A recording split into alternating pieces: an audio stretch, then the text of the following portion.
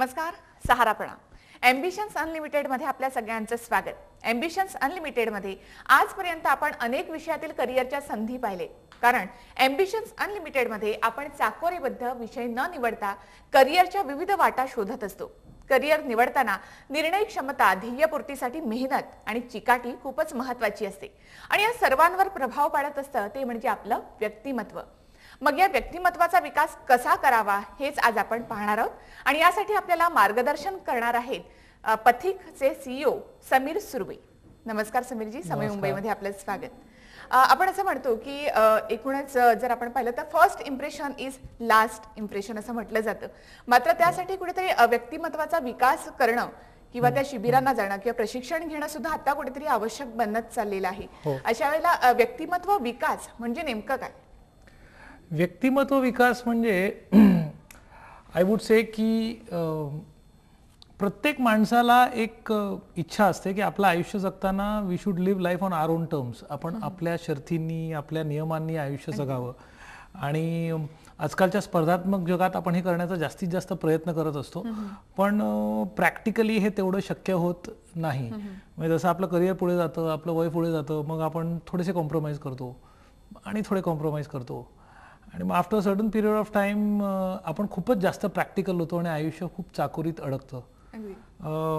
So आमचं असं म्हणणं आहे की the virus which affects an effective life is एक असा शब्द विच सेज करावंच लागतं. आपण जितके वेळा हा शब्द दिवसातनं जास्त उच्चारू तेवढं मला असं वाटतं आयुष्याची परिणामकारकता कमी. एका वाक्यात व्यक्तिमत्व विकास म्हणजे हे वाक्य कमी उच्चारणं आणि आपलं आयुष्य आपल्या शर्थींप्रमाणे जगणं. अच्छा. आणखी जर आपण पाहिलं तर व्यक्तिमत्वाचा विकास हा खरं तर घरामधूनच होत असतो. म्हणजे घरामधून जे काही संस्कार तुमच्यावर होतात त्यावरून तुमचं व्यक्तिमत्व विकसित होत असतं. मग अशा शिबिरांची गरज काय असा सुद्धा एक प्रश्न त्यामुळे उपस्थित होतो. होतो. कारण इनफॅक्ट मला असं वाटतं की घरामध्ये आपल्याला जे संस्कार होतात कधी कधी त्यातले खूप चांगले संस्कार असतात, त्या समजुती खूप चांगल्या असतात, आपल्याला खूप चांगल्या सवयी लागतात. पण शेवटी आपण एखाद्या संगणकाप्रमाणेच असतो. We live life according to the software that we have. By software mean आपले बिलीव्स, आपले व्हॅल्यूज. आणि आजकालचं जग इतकं इन्सिक्युरिटीने ग्रासलेलं आहे की ह्या संस्कारांच्या द्वाराच आपण मुलांमध्ये इन्सिक्युरिटी त्याने आयुष्य सुरू करण्याआधीच घालतो. म्हणजे एक अतिशय मजेशीर उदाहरण आहे की 10वीचं वर्ष. 10वीचं वर्ष म्हटलं की तुम्ही आई वडीलच जास्त पॅनिक होतात. अरे 8-8 तास अभ्यास कर, 9-9 तास अभ्यास कर. 8 आणि 9 तास कोणी वास्तविक अभ्यास करू शकत नाही. आणि मेरिटच्या मुलांचा अभ्यास केला तरी ते 4-5 तासच अभ्यास करतात दररोज कन्सिस्टंट. पण आई वडील खूप घाबरलेले असतात. केबल टीव्ही बंद कर, हे कर, ते कर. आणि 10वीचं वर्ष हे आपल्या आयुष्याला कलाटली देणारं असं वर्ष समजलं जातं. पण मी माझ्या असंख्य सेमिनार्समध्ये, इव्हन परवा पण झाला, 1000 लोक होती, त्या सगळ्यांना मी एक प्रश्न विचारतो की आज तुम्ही आयुष्यात जिथे उभे आहात, दीज आर पीपल 40-50 वेगवेगळ्या लोक असतात, की आज तुम्ही आयुष्यात जिथे उभे आहात, तुमच्या आयुष्यात जे काही यश आहे त्यामध्ये किती लोकांच्या आयुष्यात 10वीचा result is the main deciding point in what you are. आणि बिलीव्ह इट ऑर नॉट आतापर्यंत कोणी हात वर केलेला नाही. So as a resultant effect मग आपण 10वीला का इतकं महत्त्व देतो? सो शिक्षण महत्त्वाचं आहे, पण शिक्षणावरच अधिक अवलंबून राहून आपलं आयुष्य पणाला लावणं हे कुठेतरी चुकीचं आहे. मला असं वाटतं आपली नीतिमूल्य, आपल्यातलं वेगळेपण फुलवणं, आपले विचार, आपल्यातला confidence, these are the things which are more important than academics असं माझं मत आहे. आणि ह्या गोष्टी आपल्याला घरी मिळत नाहीत, म्हणून व्यक्तिमत्व विकास शिबिरांची गरज आहे. आता कुठेतरी तसा ट्रेंड सुरू होतो किंवा आता कुठेतरी मुलांना फुलायला दिलं जातं असं आपण म्हणू शकतो. आपण म्हणतोय ते म्हणजे व्यक्तिमत्व विकास या प्रशिक्षणा संदर्भामध्ये काही गुण जे असतात ते जन्मजातच असतात, मात्र काही गुण जे असे असतात की ते तुम्हाला विकसित करावे लागतात. जेव्हा एखादा मुलगा तुमच्याकडे या प्रशिक्षणासाठी येतो त्यावेळेला मुळातच तो बिचकत येत असतो, कारण काहीतरी आत्मविश्वासाची कमी आहे म्हणून तर तो तिथे येत असतो, ते प्रशिक्षण घ्यावं असं त्याला वाटत असतं. मग अशा वेळेला त्याच्यातले कोणते गुण तुम्ही हेरता आणि कुठल्या गुणांवर तुम्ही भर देता? ओके, पहिलं एक छोटंसं करेक्शन की आमच्याकडे फक्त मुलं येत नाहीत. म्हणजे मुलं म्हटलं तर चालेल, पण 16 ते 81 वर्षाची मुलं येतात. So they range from all age groups. हे सगळेच विद्यार्थी आपण सगळेच विद्यार्थी आहोत. I think life is a great teacher. So आपण सगळेच विद्यार्थी आहोत. आयुष्याची गाडी कुठेतरी जेव्हा अडकते ना आणि वेन वी फील की now we cannot move ahead, मग तो प्रॉब्लेम रिलेशनशिपचा असू शकतो, तो प्रॉब्लेम करिअरचा असू शकतो, तो प्रॉब्लेम इमोशनल मॅनेजमेंटचा असू शकतो, किंवा कर्जामध्ये अडकलेला असतो. Whenever there is a problem आपण कुठेतरी मदत बघत असतो. आणि मग अशा वेळेला अडकलेली व्यक्ती आमच्याकडे येतात आणि what we basically teach them, जर तुम्ही गुण म्हणालात तर द मोस्ट इम्पॉर्टंट गुण इज क्लॅरिटी इन थिंकिंग. कारण ह्या स्पर्धात्मक युगात आपण इतके भांबावलेले असतो की there is a tremendous tendency to copy what everybody else is doing. Scope कुठे आहे किंवा बाकी सगळी दुनिया कुठे चालली आहे त्याच्या मागे आपण धावतो. आणि धावत असताना जोपर्यंत रिझल्ट मिळत असतात तोपर्यंत लाईफ इज कूल, पण रिझल्ट मिळत नाहीत तेव्हा we don't know where to look. आणि मग ही परिस्थिती फार विचित्र असते. So I think what we try to train people is how can you think clearly.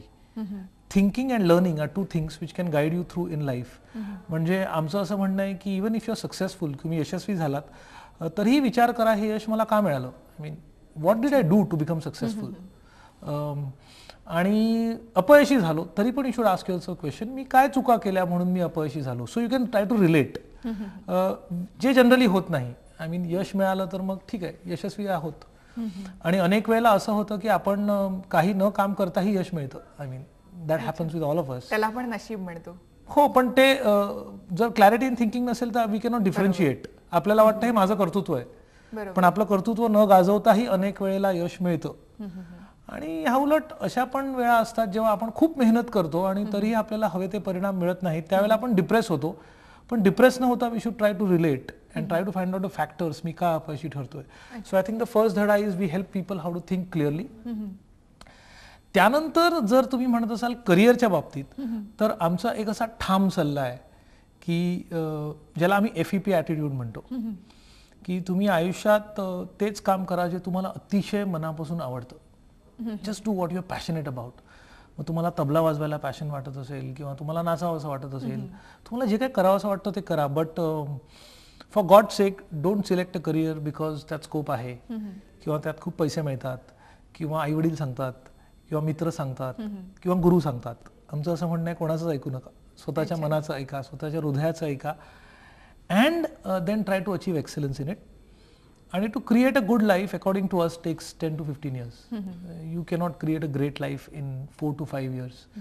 But if you follow this and if you are passionate, तर life goes in a and phenomenon. म्हणजे तुम्हाला कामाचा आनंदही मिळतो, मजाही येते आणि पैसे भरपूर येतात.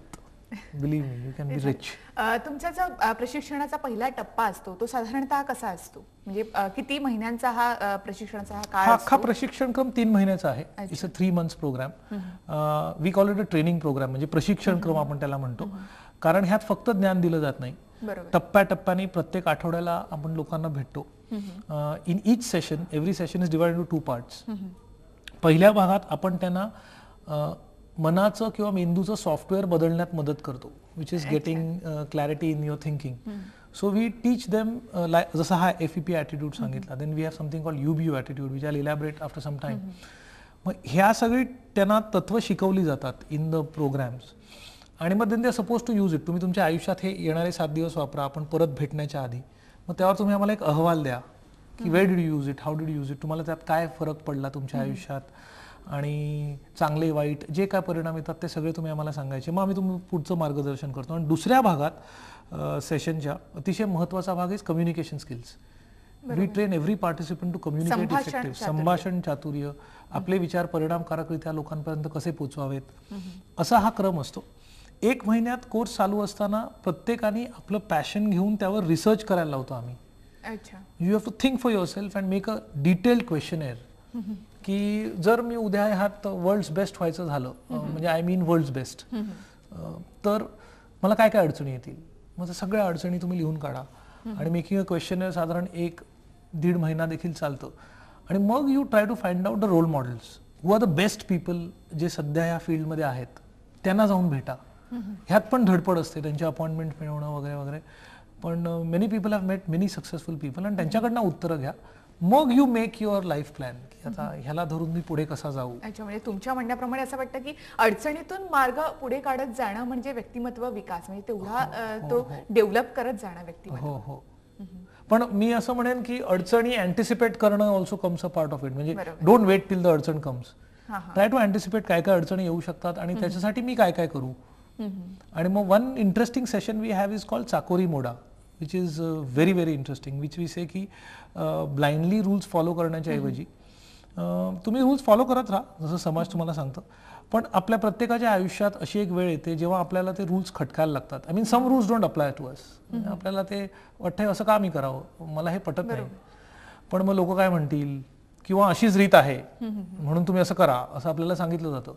That's where we say you challenge the rules आणि may be sometimes break the rules. कारण when you break the rules your uniqueness flowers. आणि आमचं असं म्हणणं आहे की प्रत्येक व्यक्तिमत्व वेगळं आहे, युनिक आहे.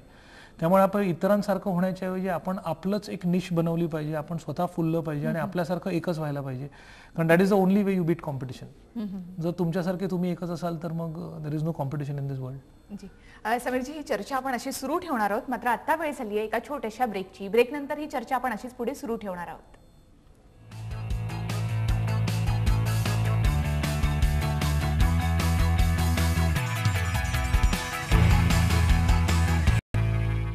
ब्रेकनंतर अम्बिशन्स अनलिमिटेड मध्ये आपलं पुन्हा एकदा स्वागत. पुन्हा एकदा आपण व्यक्तिमत्व विकास या संदर्भामध्ये चर्चा करतोय. ही चर्चा आपण पुढे सुरू ठेवूयात. समीरजी, पुन्हा एकदा तुमचं स्वागत. समीरजी, मुळातच तुम्ही हे प्रशिक्षण देण्यास सुरुवात केली, ती नेमकी का आणि तुम्हाला कुठल्या टप्प्यावर असं वाटलं की आता आपण हे प्रशिक्षण देऊ शकतो किंवा याची गरज आहे? त्यामागे माझ्याच लाईफची एक स्टोरी आहे. मी शाळेत असताना खूपच बुजरा आणि हरवलेला असा मुलगा होतो. नॉट गुड ॲट एनिथिंग म्हटलं तरी चालेल. 60-70% मला मिळायचे. तर माझ्या वडिलांना असं वाटायचं की हा काय करणार आयुष्यात. आणि जसं तुमचा हा छान सुरेख कार्यक्रम आहे तसा आमच्या वेळेला नव्हता.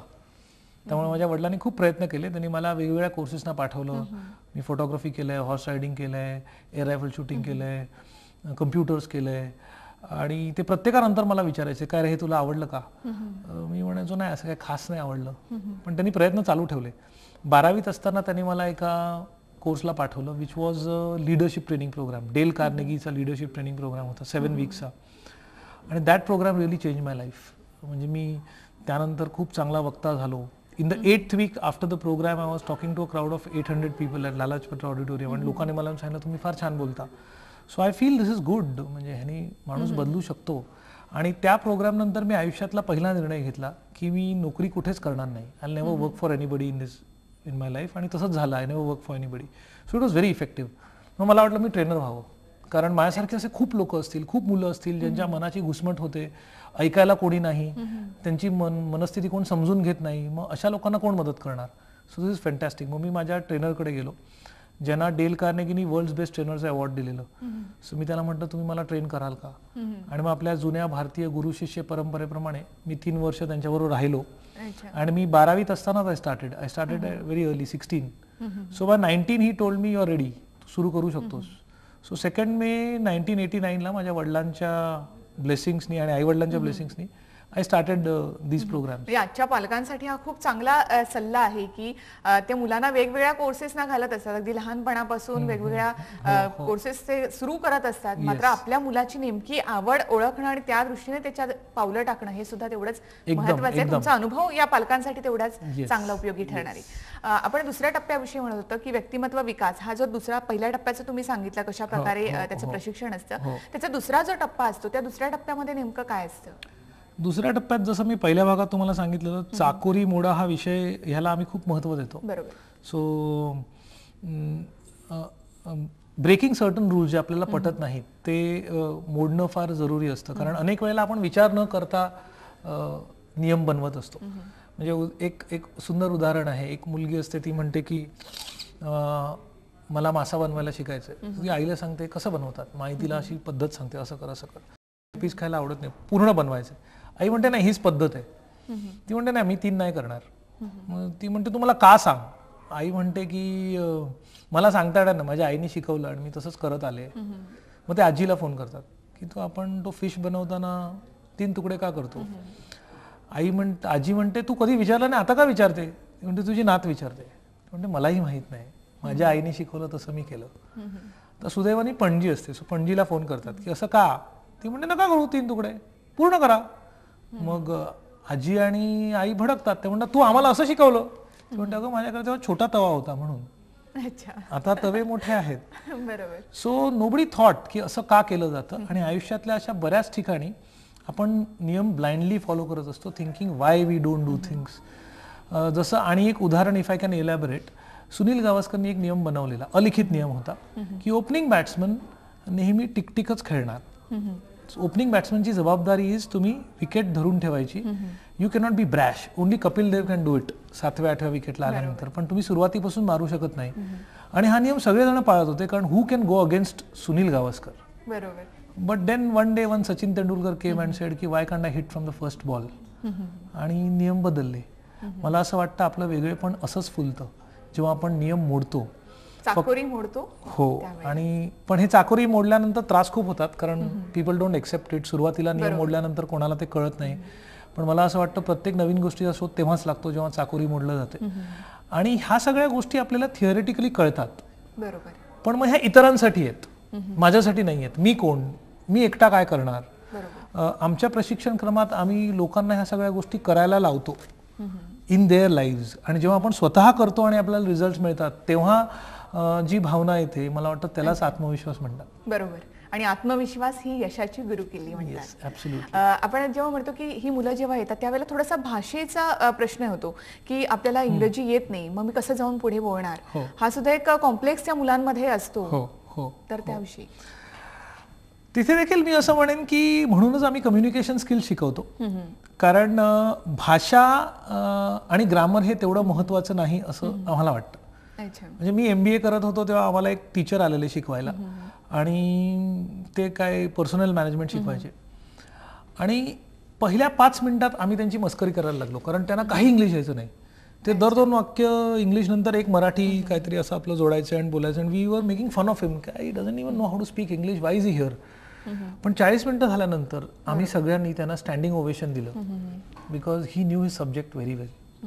त्यामुळे जर आपल्याला काय बोलायचं हे माहिती असेल आणि if we are supremely confident, तर मला असं वाटतं भाषा तेवढी इज नॉट व्हेरी इम्पॉर्टंट. आणि प्रॅक्टिसनी भाषा येते. आय मीन कमी शिकलेली अशी खूप मुलं आहेत जे प्रॅक्टिसनी खूप सराईत इंग्लिश बोलतात. So practice, communication skill is a functional skill. आणि फंक्शनल स्किल जेवढा आत्मविश्वास असेल तर आणि सराव, भाषेचं बंधन काही त्याला असं येत नाही, लागू होत नाही, unless and until you are in a literary field. अगदी बरोबर. की ज्या फील्डमध्ये भाषेला खूप महत्त्व दिलं जातं. पण जर तुम्ही दुसऱ्या कुठच्या फील्डमध्ये असाल तर मला असं वाटत नाही की भाषा तेवढी महत्त्वाची आहे. जोपर्यंत तुमच्या भावना समोरच्या व्यक्तीपर्यंत पोहोचतात आणि त्या कॉन्फिडेंटली पोहोचल्या, तर I think that's good enough. अच्छा समीरजी, आजच्या मुलांना तुम्ही काय सल्ला द्याल? मी आजच्या मुलांना हाच सल्ला देईन की तुम्हाला जे मनापासून आवडतं ते तुम्ही करत राहा. स्वतःवर श्रद्धा ठेवा. काहीही झालं तरी स्वतःवरची श्रद्धा हलवायला देऊ नका. आणि एकाच गोष्टीवर 10 ते 15 वर्ष फोकस करा. इफ यू डू दॅट, मला असं वाटतं it's a matter of time. आणि सगळ्यात महत्त्वाची गोष्ट, तुम्ही जे काय करताय त्यात तुम्हाला मजा यायला पाहिजे. जर मजा येत नसेल तर ते करण्यात काहीच अर्थ नाही. मग त्याला तुम्हाला कितीही चांगल्या पगाराची नोकरी मिळू दे, कितीही चांगला स्कोप असू दे, सगळं गणित चुकतंय असं आमचं म्हणणं आहे. मग स्ट्रेस येतो आणि मग the whole thing goes wrong. त्यामुळे follow your passion, do what you love, whatever it could be, whoever says, and focus on it for a long period of time. I think that is the trick. समीरजी, तुम्ही इथे आलात आणि आम्हाला खूप चांगली माहिती इथे दिलीत. आमच्या प्रेक्षकांनाही त्याचा खूप चांगला उपयोग होणार आहे, त्याबद्दल धन्यवाद. थँक्यू, माय प्लेजर. आज आपण पाहिलं की व्यक्तिमत्व विकासासाठी कोणकोणते पैलू आहेत त्यामध्ये आणि कोणकोणत्या गोष्टींवर भर द्यायला पाहिजे हे आपल्याला समीरजींनी आता इथे सांगितलेलं आहे. ॲम्बिशन्स अनलिमिटेडमध्ये अशाच काही गोष्टी आहेत ज्या आम्ही आपल्यापर्यंत पोहोचवायचा प्रयत्न करत असतो. आणि तुम्हाला जर एखाद्या करिअर विषयीची माहिती हवी असेल तर त्यासाठी आम्हाला संपर्क साधा. आमचा पत्ता आहे प्रोड्युसर ॲम्बिशन्स अनलिमिटेड, सहारा समय, Mumbai, Ghanshyam chamber, new link road, Andheri पश्चिम, मुंबई 53. आणि त्याबरोबरच आमचा ईमेल ID आहे, तिथेही तुम्ही संपर्क साधू शकता. ambitionsunlimited@saharasamay.com. ॲम्बिशन्स अनलिमिटेडमध्ये आता आपण इथेच थांबवूया. पुन्हा आपल्या पुढच्या भागामध्ये आणखी एक करिअर विषयक सल्ला आणि माहिती आम्ही घेऊन आपल्यापर्यंत येणार आहोत. नमस्कार, सहारा प्रणाम.